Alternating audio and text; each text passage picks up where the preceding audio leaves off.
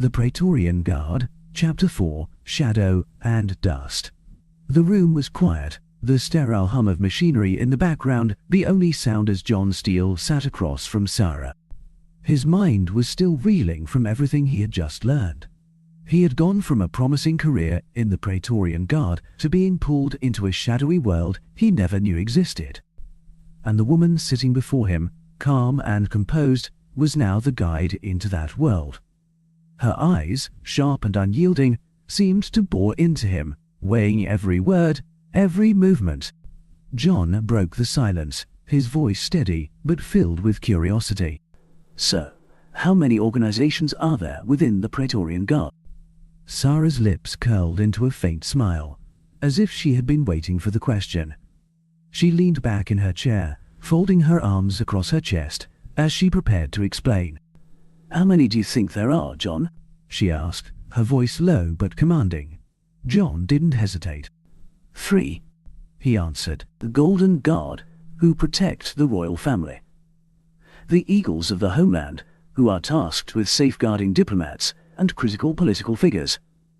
And the Black Bear Company, who handle public order within the capital. That's what everyone knows."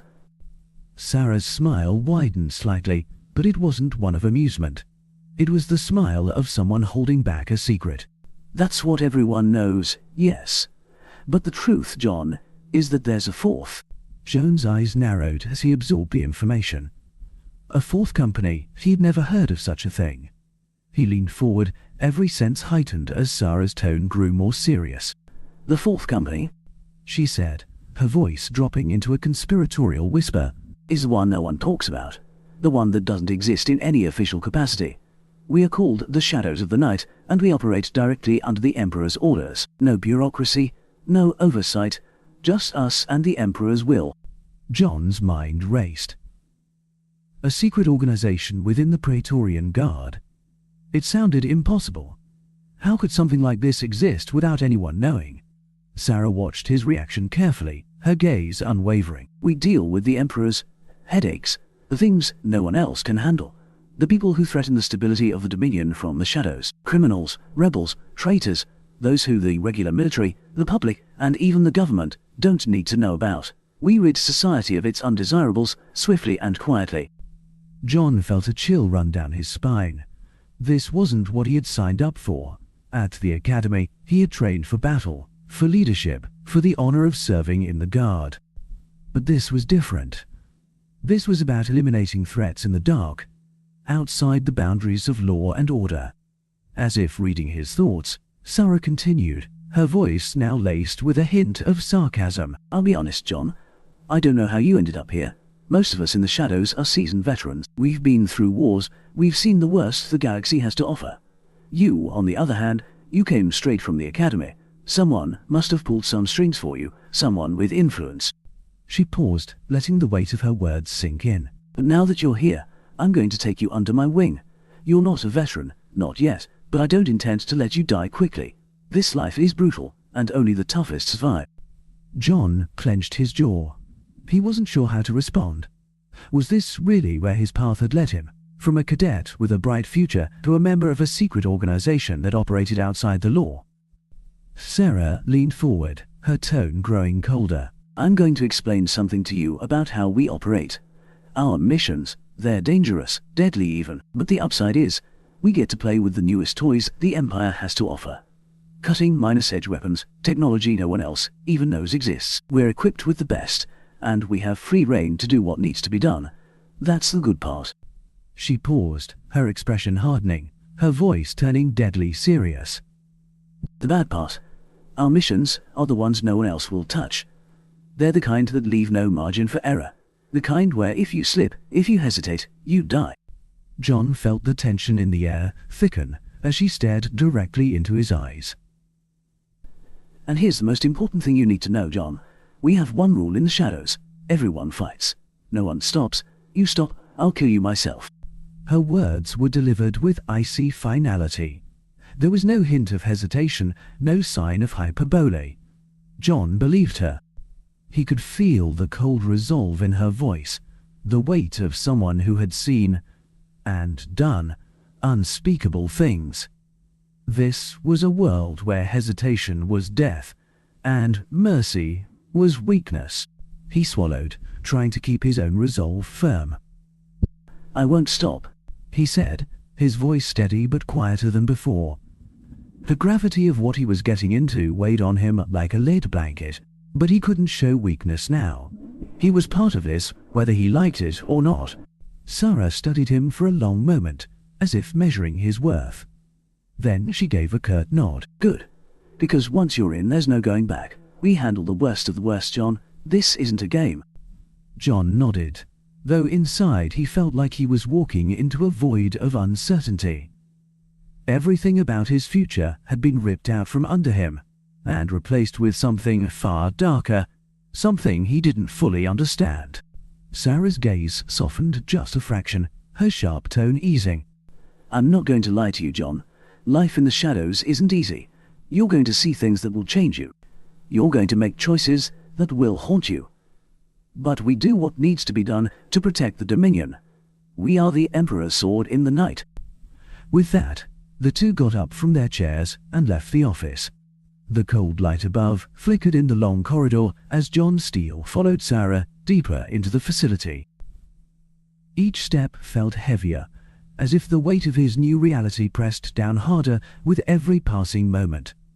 This was no longer the world he'd trained for at the academy. This was something far darker, far more dangerous. Sarah, calm and collected as always, led the way with the steady precision of someone who had long since made peace with the shadows they walked in. After a stretch of silence, she spoke. Her voice, though soft, carried a weight John had come to expect. "There's another stage you'll have to go through before your real training begins," she said without turning back. Joan's curiosity flared, but there was an unease building within him as well. He had endured so much already. The brutal 3 days of torture, the revelation that he was now part of a shadowy organization no one knew existed. What more could they ask of him? "What stage?" John asked, his voice betraying a hint of apprehension. Sarah stopped in her tracks, turning to face him. Her eyes held a look of measured intensity, as though she was preparing him for something irreversible. "You'll undergo an operation," she said plainly. John blinked, trying to make sense of the statement. "An operation?" Sarah nodded. "Yes. This isn't just about survival anymore, John. It's about becoming something more. Something capable of thriving in the shadows we operate in." Her voice was steady, but there was a sharpness to it that made John's stomach twist. She continued. "During the procedure, implants will be surgically embedded into your body. They'll enhance your abilities, your speed, your reflexes, even your vision. You'll be able to process information faster and react in ways you can't imagine now. Your body will become a weapon, sharpened to perfection. Everything you are will be improved by 1,000 times." The words hit John like a punch. His mind raced to catch up with the idea. Implants. Enhanced abilities. He had heard of military augmentations before, used sparingly in the Dominion's elite forces. But this sounded far beyond anything he'd been prepared for. "And what are the risks?" John asked, his voice low, steady despite the growing tension in his chest. Sarah's expression softened slightly. She wasn't heartless, but the truth in her eyes was cold. "There are always risks when you push the body beyond its natural limits. Not everyone survives the procedure." Her tone was matter-of-fact, and John could sense she wasn't exaggerating. "But you're strong. You survived 3 days of torture without breaking. I don't expect you to fail now." John processed the information in silence, weighing the risks, trying to steady himself. He was no stranger to danger, but this felt different. It wasn't just about surviving a fight or completing a mission. This was about giving up control, giving up parts of himself to become something else entirely. He clenched his jaw, forcing the hesitation out of his mind. "How long does it take to recover?" "About a week," Sarah replied, already turning back toward the corridor. "After that, we train. Then I'll show you exactly what the shadows of the night are capable of." John followed without another word. He'd made his choice already. Whatever this organization was, whatever it demanded of him, he was committed. He had no other option now. They walked in silence through the twisting, windowless corridors of the facility. The walls were cold, metallic, devoid of any decoration or sign of life beyond the sterile hum of hidden machines. John felt a growing sense of isolation as they passed through the maze-like structure, each turn leading them deeper into the unknown. Finally, they arrived at a set of reinforced doors, larger and more ominous than any John had seen before. Sarah placed her hand on a small panel by the door, and, with a soft hiss, they slid open. Inside was a starkly lit room, far different from the rest of the facility. The room was dominated by a sleek operating table in the center, surrounded by advanced medical equipment that gleamed under the harsh, fluorescent lights. Two medics, dressed in the same black jumpsuits as Sarah, stood at attention, their faces hidden behind dark visors. Everything about the room screamed precision and efficiency, but also danger. "This is it," Sarah said, stepping aside to let John take in the scene. "Once you go under, there's no going back. When you wake up, you'll be different. Better. Stronger." John stared at the table for a moment, feeling the weight of her words. "How long until I'm ready?" Sarah's voice softened, but her eyes remained as sharp as ever. "When you wake, you'll feel disoriented at first. Your body will feel foreign. Your reflexes will be faster than your mind can process, but it'll pass. You'll adjust." John nodded, though his mind was still swirling with uncertainty. The thought of waking up in a body that wasn't entirely his own was unsettling. But he had come too far to turn back now. He had no choice but to trust her, and to trust himself. Without another word, John approached the table and lay down, the cold metal surface pressing against his back. The medics moved in quickly, strapping him down with quiet efficiency. He didn't resist. He couldn't afford to. As they connected wires and tubes to his body, John took a deep breath, his heart racing. This was it, his last moment of control before everything changed. Sarah moved to his side, her expression unreadable, but her presence strangely reassuring. "When you wake up," she said, her voice barely above a whisper, "you'll be one of us, truly." John stared up at the ceiling, the sterile white lights blurring as the anesthesia mask was placed over his face.